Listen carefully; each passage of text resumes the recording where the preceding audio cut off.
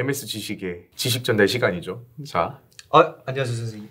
오늘도 배움의 자세로 여기를 출석하게 됐습니다. 오늘 주제는 뭔가요? 네, 오늘 다룰 주제는 이제 정조 때 실시한 초계문신제에 대해서 얘기를 해보려고 합니다. 초계문신제? 초계문신제 들어보신 적 있나요? 제 머릿속에 생각나는 건 지금 두 가지밖에 없는데 초계국수랑 문신밖에 생각이 안 나요. 그래서 초계국수 맛있겠다랑 제가 좀 유추해 볼 바로는 그 문신이 그 글을 다루는 그 문신 맞나요? 네, 그 문신 맞고요. 여기서 이제 초계의 의미는 이제 뽑을 초자에 일깨우다 개 해가지고 이게 이제 신하가 인재를 뽑아서 국왕에게 보고한다라는 그런 뜻을 담고 있는데, 사실 정조가 시행했던 건 신하가 뽑기보다는 국왕이 직접 뽑았다에 가까울 것 같아요. 이 초계문신제의 의도 자체가 본인의 측근을 양성하기 위해서 실시했던 제도라서 국왕이 직접 인재를 뽑았다. 인재를 뽑은 제도다. 라고 아시면 될 것 같습니다. 인사관리 쪽의 그런 정책이구나. 네, 그렇죠. 왜냐면 이때 정조의 아버지가 누구죠? 사도세자. 네, 사도세자. 그때 사도세자는 소련 세력이었는데 당시에 이제 전국을 장악했던 당파는 노론 세력이었기 때문에 정조의 측근이 많지 않았어요. 그러니까 정조를 완전 곁에서 이제 보살필 인재들이 필요했기 때문에 정조가 직접 어리고 유능한 인재를 뽑으려고 이 제도를 시행을 했다 아시면 될 것 같은데, 이 초계문신제 실시 의도는 일단 측근 양성과, 그리고 이 정조 본인이 굉장히 똑똑했잖아요. 그렇죠. 그래서 본인이 이제 선생으로서 군사론이라고 해서 본인이 스승으로서 신하를 가르쳐야 된다라는 그런 욕망이 굉장히 강해요.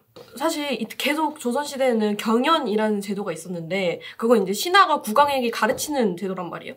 근데 이제 국왕이 더 이상 배울 게 없으니까 그쵸. 경영 자체를 폐지를 하는 모습도 보이고 정조시대 때 오히려 이제 정조가 신하들을 매우 문책하는 그런 일들이 많았다라고 하는데, 공부 너 왜 안 했냐? 네. 너 이거밖에 모르냐? 네, 그쵸. 왕인내가 이 정도는 아는데 그런 느낌인 그쵸. 거죠. 이제 정조의 똑똑함을 어필하는 시간이었다. 그쵸. 오히려 약간 들어보니까 본인 약간 매력 어필 느낌으로 좀 한 약간 감도 있지 않나? 그래서 엄청 혼나서 그럴 시간을 되게 싫어했다라는 그런 기록. 신하들이 너무 문책하니까. 그쵸.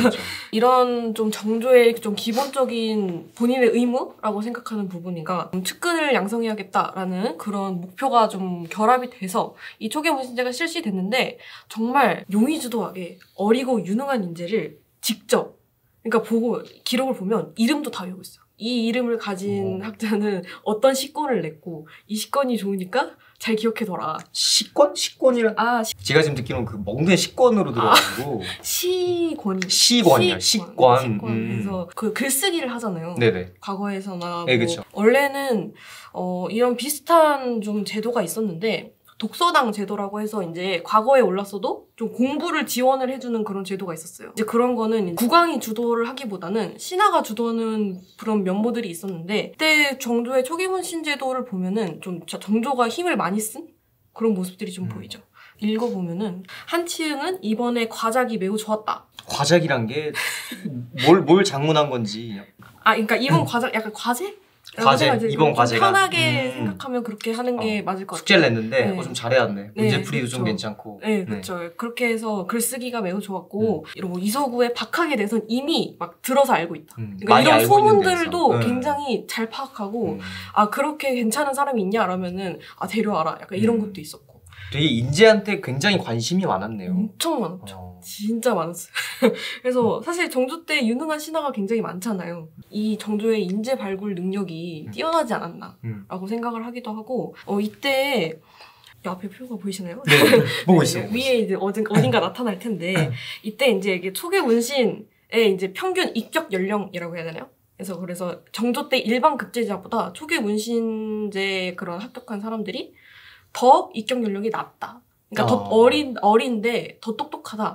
그런 사람들을 실제로 뽑았고, 문과 급제자, 그러니까 속과에 이 문과에는 속과 대과가 있어요.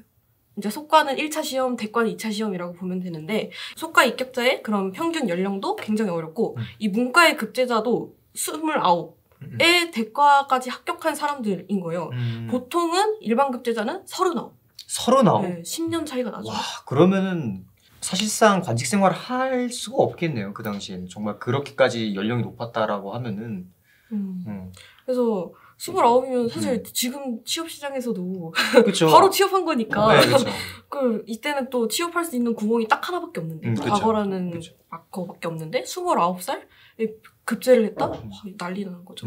정말 유능한 인재들만 뽑았다라는 것을 좀 알 수 있는 그런 자료들도 남아 있고요. 그래서 이 초계문신 제도에 좀 합격된 사람들은 뭘 하냐라고 하면은 공부를 합니다. 네, 계속 공부 열심히 해서 합격했어. 엄마 나 이제 직업 얻었어. 그러니까 관직 일을 하는 것보다 공부하는 걸 좀 지원을 해주는 그런 제도예요. 재교육 제도이기 때문에 본인의 직업에서 하는 일을 덜어주면서까지 공부를 시키는 그런 제도입니다. 그러니까 너가 지금 합격했다고 해서 공부를 멈추면 안 되고 더 해라. 약간 이런 느낌인 거죠. 하는. 공부를 싫어하는 사람은 뭐 애초에 여기 뽑히진 않았겠지만 그렇죠. 공부 싫어하면 싫어했을 수도 있다. 일이 더 적성에 맞는 사람이 있을 수도 있잖아요. 그렇죠.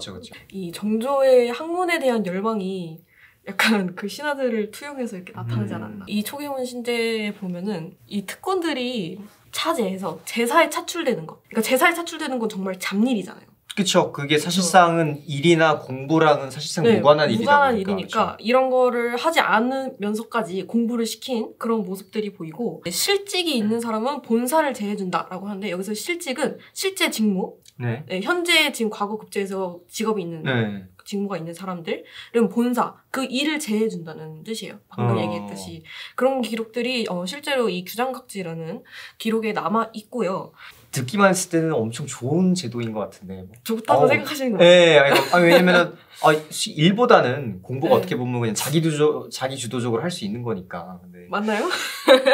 사실 이 제도가 계속 갔으면 이제 왕을 보필하는 정말 유능한 인재가 계속 뽑혔을 것 같은데 이제 문제는 방금 정조가 직접 뽑았다고 했잖아요. 그쵸. 정조가 이 제도에 할애하는 비율이 너무 컸어요. 그러니까 정조가 없으면 약간 왜냐면 정조가 여기서 사실 신하들 포함해서 가장 능력이 뛰어났던 군주였으니까 그 다음에는 또 전국이 굉장히 혼란하잖아요. 그래서 이 초계문신제가 계속 유지되면 좋을 텐데 바로 없어지는 모습을 보입니다. 이 초계문신제도 자체가 나중에 다시 부활을 하지만 그만큼의 그런 성과를 내지는 못하는 모습들도 보이고. 민수 씨는 할 말 없나요? 개인적으로 별로 안 좋아하는 제도여서. 초계문신 왜요? 네? 정조가 다음을 생각 안 하고 만든 제도죠. 사실은 공력의 핵심은 이제 미래 세대에 대한 대비를 해야 되는 건데 초계문신 제도는 어쨌든 그 당시에 성과를 낼 수 있어도 그 다음 세대에서 정조 수준의 왕이 나오지 않으면 절대 유지를 못하는 제도인데 본인 아들을 약간 고평가한 것이 아닌가라는 생각이 들 정도로 본인이 다 한. 그리고 일단 제일 중요한 거는 이게 성공을 하려면 인재 양성의 핵심적인 목적은 결국 실무인데 실무를 안 맡기는 거 아니에요. 결론적으로 공부만 시키고. 그렇죠. 어디에서 얼만큼 실무를 시키고 어디에서 얼만큼 이제 공부를 시킬 것인가에 대한 생각이 필요한데 정조가 모두가 본인하고 같다고 생각하면 안 되는데 이제 제가 봤을 때 초계문신제는 보통 자기랑 모든 사람을 같다는 선상에 두고 이제 만든 제도가 아닌가. 같기를 원한 것 같아요. 그죠. 그러니까 나만큼 했으면 좋겠다라는. 어쨌든 정조 본인한테는 도움이 되었다고 생각을 하는데 근데 또 막상 정조는 그렇게 생각하지 않았어요. 그게 무슨 말씀이신가요, 선생님? 제가 지금 뇌에 혼란이 와가지고. 그러니까 사실 개인적으로는 이 초계문신 제도가 사실 전에 없었던 제도를 좀 확대해서 적용을 시켜서 실제로 인재를 양성을 했잖아요. 그렇죠. 근데 이제 정조가 평가한 바를 보면 초계문신 제도는 이제 20년을 시행했는데 아직도 진짜 효과가 있었다고 볼 수는 없다라고 본인이 그렇게 평가를 하십니다. 근데 이거는 약간 좀 본인 성에 안 차서 하신 말씀이 아니신지 20년이나 시행을 했는데 효과가 없다고 하는 게. 오늘 배울 내용은 여기까지입니다. 간단하게 초계문신 제도에 대해서만. 민수 씨는 오늘 어떠셨어요? 재밌네요. 네. 그게 끝인가요? 재밌네요. 그게 끝인가요? 아니 그냥 제가 정조를 별로 안 좋아합니다. 못 쳐나가야 될 포인트가 있는 거야. 아니 존경할 만한 왕이지. 훌륭해. 천재야. 조선 왕들 중에 제일 똑똑하지. 모르겠다. 뭐 제일 똑똑한 사람 중에 한 명이지. 그렇죠. 근데 본인 뒤에도 지만큼 똑똑한 사람이 나오겠냐고. 그 양반 그런 사람이에요. 저기 중국에 조금 더 순화해서 그 왕족 그런 사람이에요. 중국에 사신 보낼 때 그 당시에 주자책을 받아오라고 하는 사람이에요. 근데 이 정조 시대가 언제냐면은 양명왕이 판치던 시대예요. 중국에서는 이미 주자책은 없어. 주자책을 구해오라 그랬다고? 니네 왕이? 그래서 중국 애들이 찾아. 그 고서를 찾는 거야. 고서를 걔네 기준에 없어. 어디 있는지 그냥 창고에 짱박혀 있는 거지. 차라리 야씨 우리 겨우 구했다 이러면서 창고에 짱박혀있던 거 그 먼지 다 쌓여가지고 그거 주는 거야. 정조 받고 겁나 신나했대잖아. 주자책 받고서. 웃긴 거예요. 그런 부분에 있어서 사실 또 암이 있었다. 제 생각에 이건 넣어주세요. 지금 MBTI 검사를 했어요. 그 제가 봤을 때 F 1%도 안 나와요. 100% T에다가 100% N입니다. 본인도 100%의 뱀. 비슷했을 것 같은데. 그치 제 생각. 그래요. 아니 내가 맞. 그러니까 나쁜 왕이라는 게 아니라 노력을 많이 하셨죠. 그렇죠. 국가를 정상화하려고. 근데 뭐 영조도 나이 들어서 꼰대 되고. 아무튼 여기까지 하겠습니다.